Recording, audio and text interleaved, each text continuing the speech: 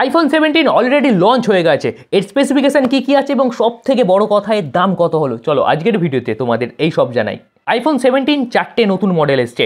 প্রত্যেকটা আইফোনে 18 মেগাপিক্সেল বড় ফ্রন্ট ক্যামেরা দেওয়া হয়েছে। সবার প্রথমে হলো আইফোন 17 এয়ার। এটাকে একদম পাতলা তৈরি করা হয়েছে, একদম স্লিম।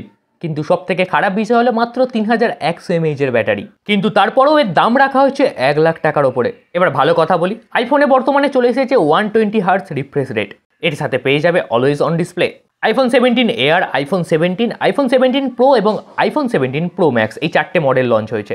17 প্রো এবং 17 প্রো ম্যাক্সের মধ্যে 48 মেগাপিক্সেলের ট্রিপল ক্যামেরা সেটআপ আছে। কিন্তু নর্মাল আইফোন 17-এ 48 প্লাস 12 মেগাপিক্সেলের ডুয়েল ক্যামেরা দেওয়া হয়েছে। আইফোন 17-এ দেওয়া হয়েছে A19 চিপ, যেটা খুবই ফাস্ট। বাকি তিনটে আইফোনের মধ্যে A19 প্রো দেওয়া হয়েছে।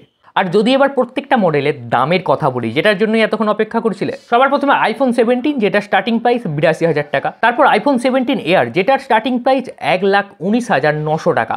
আইফোন 17 প্রো যার স্টার্টিং প্রাইস 1,34,900 টাকা। আর আইফোন 17 প্রো ম্যাক্স যার স্টার্টিং প্রাইস 1,49,900 টাকা। তবে সব কিছু জেনে বুঝে কি সিদ্ধান্ত নিলে? আইফোনেই হোল্ড করবে নাকি স্যামসাংয়ের দিকে যাবে? কমেন্ট করে জানাও।